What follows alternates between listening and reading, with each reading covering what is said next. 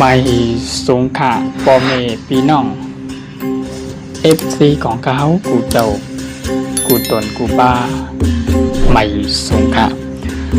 ไม่สูงโฮมป้าดังพ่อแม่พี่น้องกูเจ้าคือและพี่น้อง FC ของเขาในเมืองไต้ปอดปื้นว่าอยู่ที่จำที่ไกลนะครับเนาะกูอองตีนะครับเนาะในวันมาได้ก่อแมนมาในวันที่16เดือนธันวาคม2026นั่นนะครับเนาะปีใต้เฮา2เหง1ปากเศร้านี้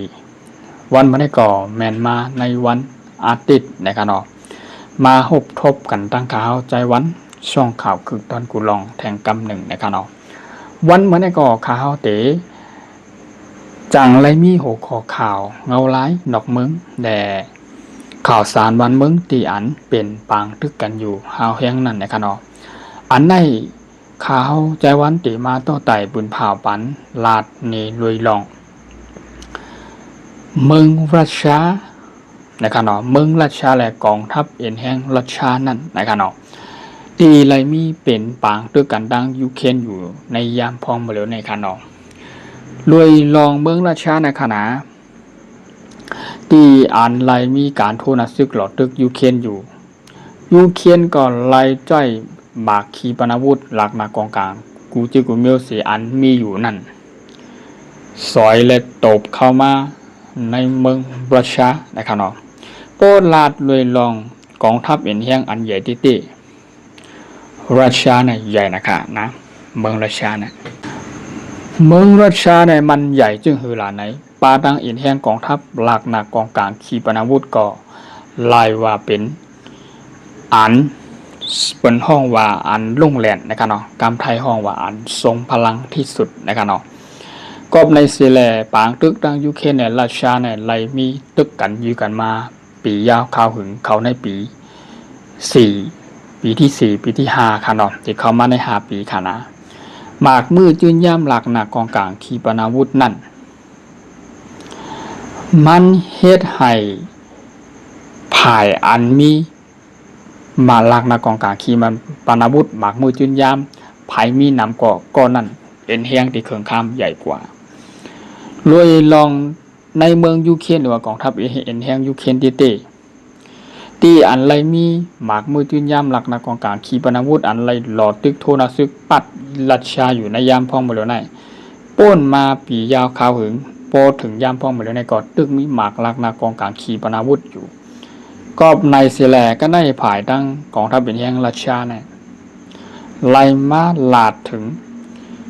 ปันพ่างถึงจุ้มนั่นก็เป็นจุ้มนาโต้5แล้วก็เป็นจุ่มอเมริกาหน้าที่เป็นโอลีของเมืองยูเครนนะครับเนาะ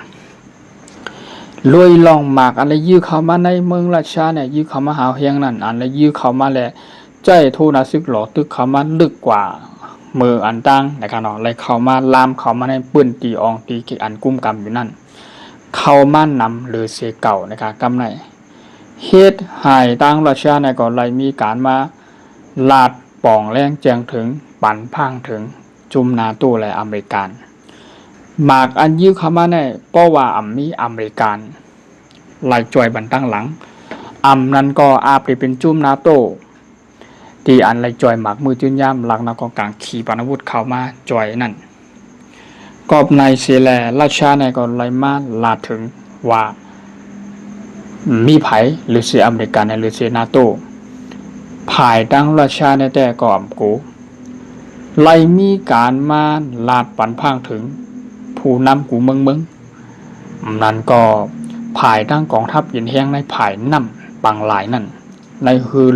หลงและฮือหลำนำฮือตึกภายในกลางนำในขณะไล่มาลาดว่าพร้อมเปิดดาดีหล่อตึกโทนาซึกหาวแห้งในกำผาปอกกำ3ใน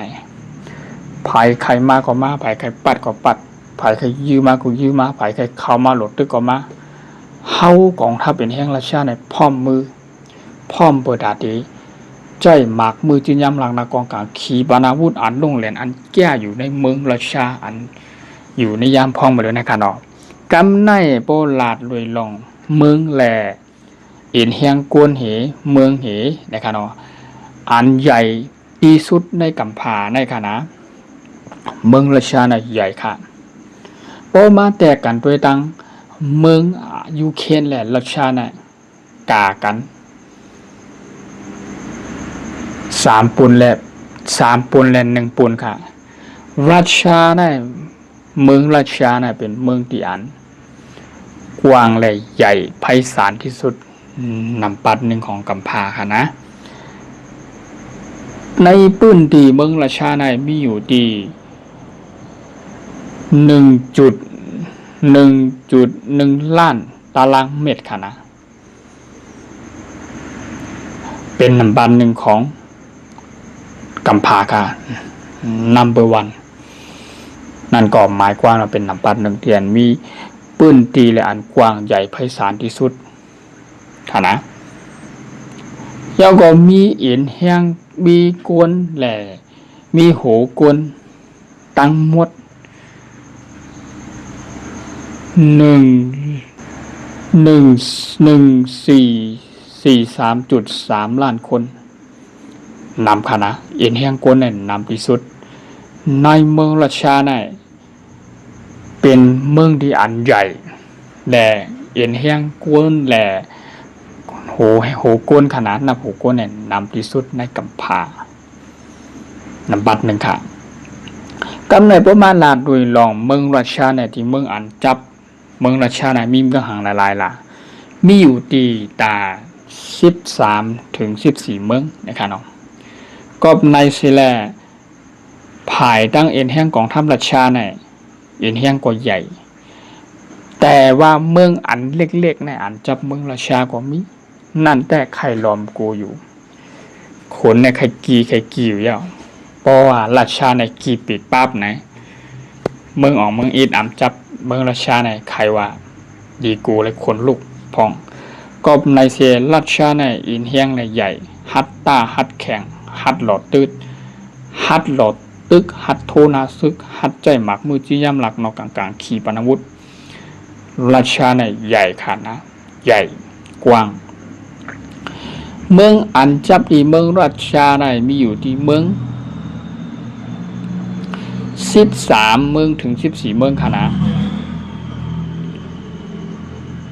1เมืองอันจับราชาใน1เมืองนอร์เวย์2เมืองฟินแลนด์ค่ะนะ3เมืองเลตโทเนีย4เมืองลัตเวีย5นิกโทเนีย6โปแลนด์7เบลารุส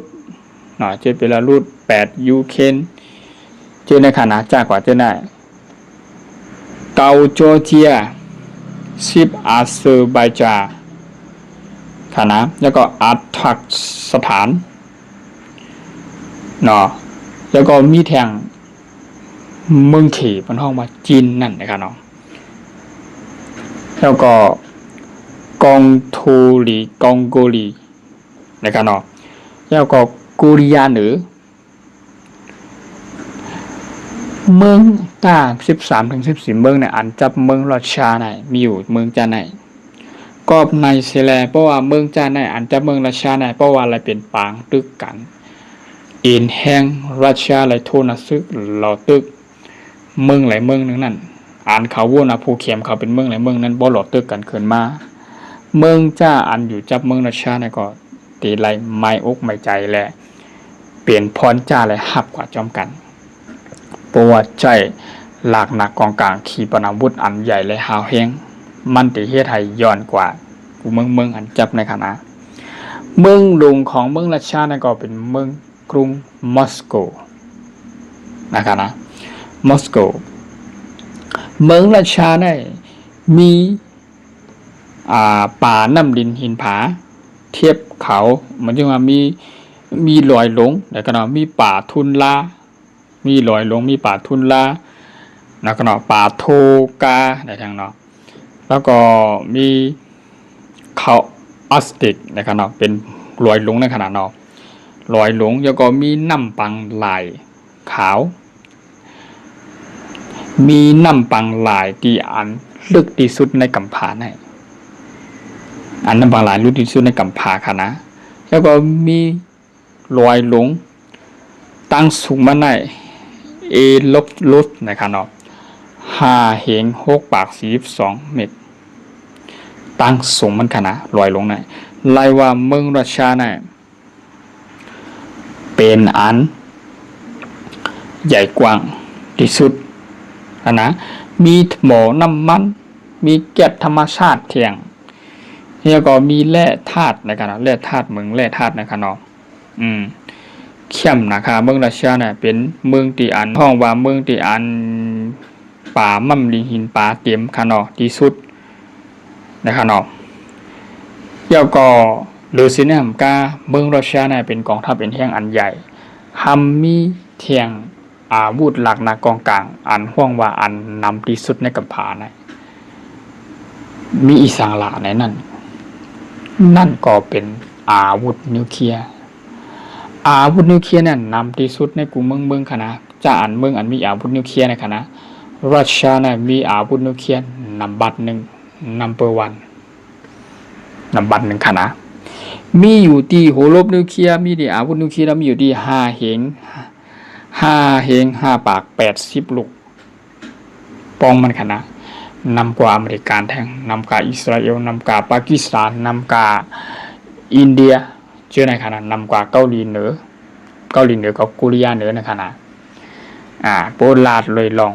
เมืองรัสเซียในเอียนเฮียงใหญ่และกองทัพใหญ่เสมก้าเมืองก็ใหญ่ก้นก็นำกูเจอกูลองในเมืองรัสเซียนะก็อันเข้มและอันเป็นใหญ่กว้างไพศาลที่สุดกอบในเสดารัสเซียนะย่อมไผโกไผผู้เข็มหน้าไหลมาทั้งหลายก็หลอดตึกไปทั้งนั้นกอบในเสดารัสเซียนะเป็นเมืองที่อันมีก้นนำเหมก้ากว้างที่สุดในกัมพูชาในนับบัด1ค่ะเปิดป้อนลาดโดยลองอาวุธและขีปนาวุธหลักนากองกลางขีปนาวุธอันตันอันขึ้นกับลุงแหลนแน่โปแลนด์ลุยลองอาวุธจ้าในคณะแข่งจับอเมริกานำไล่ลองมั่นบัด2ก็อิสราเอลค่ะก็ในเซเลรัสเซียเนี่ยมีอาวุธนิวเคลียร์นำที่สุดเฮ็ดให้เก่งกูภายหน้าในพร้อมเปิดตาดีเฮ็ดปางตึกลงในกัมพูชาพอกำ3ในไล่ภายพร้อมก่อนมาข้าเฮาเมืองรัสเซียที่ไว้หน้าภายที่จัดการกำเดียวว่านังนะคะนะเมืองรัสเซียน่ะเป็นเมืองที่อันใหญ่ที่สุดในกัมพูชาและกองทัพเป็นเฮียงก็ใหญ่ก็ในเซียแลนด์ในภายตั้งปี2569นั่นก็เป็นปีตั้งนั่นก็เนาะ2026 2027 2028 2029ภายในปี2ปี3ปีตั้งนานเนี่ยจังที่ไรมีกองทัพเป็นแห่งรัสเซียแหละออกปื้นตีเข็มก้าเลยโทนาซึกหลอดตึกหุบตบผู้เข็มแบบเมืองอันจับรัสเซียนั้นจังเป็นกว่าไรนะครับเนาะในปี2029นะครับเนาะนานที่สุดในปี2029ไวที่สุดใน2028เนาะ28นะครับนะก็ในเซแลภายกูเมืองเห็มก้าภายกองทัพเป็นแห่งอันใหญ่ลงอันเล็กกว่าราชานั่นขนาดเนาะอันเล็กกว่านาลานั่นอันใครเมืองอันใครใหญ่ๆกองทัพเป็นแห่งอันใครใหญ่โป๊ะเหมือนราชาในขณะไล่ล้อมไปโดยปักตาอยู่ว่าราชาเนี่ยเขามีแผนการจึงหือกว่าดังนั้นนั่นในขณะพอเฮาลาดเลยลองเป็นภาษาความใต้เฮาในขณะ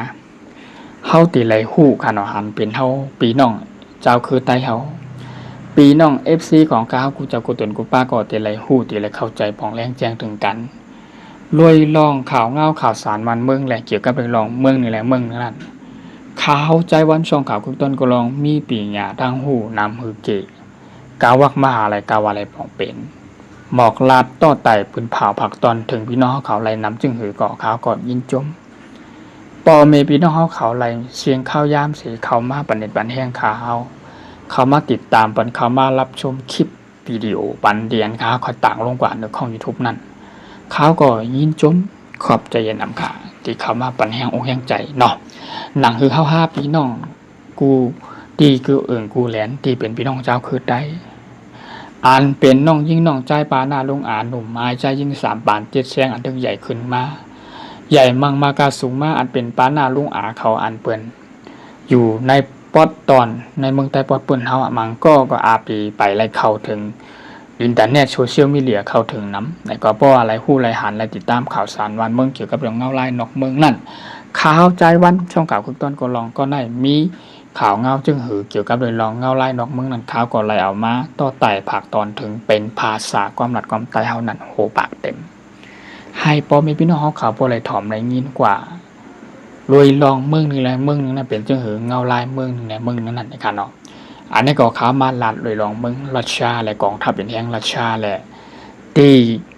ผายตั้งจุ่มเอ็นแห่งรัสเซียที่แหละเป็นปางตึกกันปัดกันอยู่ในยามพองมาเหลียวในทางยูเครนค่ะเนาะปอลัดรวยลองเอ็นแห่งกวนให้แหละเมืองอาวุธลังมากองกลางขีปนาวุธไหนแต่รัสเซียน่ะดีเหนือกว่าอยู่ยาวยูเครนน่ะบ่มีจุ่มจานเป็นนาโต้โอ้ยลีอันดีเจ้าไหนจอยเข้ามาอาปีร่วมและซุ่มกว่าในโดยลองปังตึกก็จังเป็นกว่าไหลกอบในสิได้ยูเครนมีจ้าอันในจอยเขาอยู่โอ้ยลีในจอยเข้ามาหลันปันอีปันจานปันอยู่มันก็ล่มให้พอกมีแฮงไปกว่าทางนาไม่แฮงหลอดตึกและมีแฮงโทนักสิกว่าทางนาอยู่ติ๊กๆนั่นนะครับเนาะไปตัวเงาลายในต่างนาในว่าเป็นจึงหือวายเสขุนประธานาธิบดีของเมืองราชาห้องว่าคุณปูตินนะครับเนาะที่อันแรกมาลาดเลยลองปันพังถึงกูเจ้าคือกูเมืองกูกองทัพนั่นว่าข่าวราชาพร้อมเปิดดาดีตึกหลอตึกหาวแหงปอกกำ3นั่นก็ห้องว่าสงครามโลกครั้งที่3นะครับเนาะอันนี้เป็นกำไทยกันนะขอย้อนน้อมอย่าน้ำนะที่ข่าวแล้วเขามาลาดอีดอนปอดตอนหนึ่งข่าวกันนิดหนึ่งนะครับเนาะก็เลยลองข่าวเงาข่าวสารมันมึงเนี่ยก็มันก็ดีมีพองเนาะเป็นความอังกฤษพองความต่างเมืองพองในกันนะลุยลองความหู้ตั้งหู้การลาดการปั่นปืนเผาต่อกันการที่มาปั่นตั้งหู้ทหารถึงต่อกันนั่นมาลาดโดยลองผักตอนถึงกันนั่นไหนมันก็เป็นข้อมูลข่าวสารเกี่ยวกับเรื่องเงาลายนอกเมืองในกันนะมันข้อมังกั้มก็ตูแล้วมาลาดอีกหนึ่งในกันหนังคือพอมีพี่น้องเขาข่าวบ่ติเลยเข้าใจปองแรงแจงถึงกันนั่นบางข้อมังกั้มข้อไรที่อันนำป้ออัพเข้าใจจึงหือในข่าวก็เลยเปลี่ยนเป็นภาษาความใต้เฮาเต็มทนในกันเนาะโดยลองเมืองรัสเซียและกองทัพเป็นแห่งรัสเซียในปัดกันดังยูเครนในหาวเฮียงไว้ในยามพองมือเหลียวการออกข่าวก็มาลาดโดยลองเมืองรัสเซียและเมืองอันจับเมืองรัสเซียในมีอยู่ตา13 ถึง 14เมืองนั่นในการออกในข่าวทางนั้นเนี่ยไปตัวว่าเงาลายที่เป็นจึงให้กว่าทางนั้นนั่นนะครับเนาะจนดาวันไม่ก่อยินจมปอเมพี่น้องเขาใหญ่น้ำกูเจ้ากูตนกูป้าที่เข้ามาปันแห้งอกแห้งใจเข้ามาปันตั้งหู้ทหารถึงต่อกันเนาะฝากเขามาเป็นแห้งอกแห้งใจเขาในการนอนแล้วก็เขาก็ยินจมขอบใจใหญ่น้ำกูเจ้ากูตนกูป้าขาเนาะในเมืองไทยปอดปื้น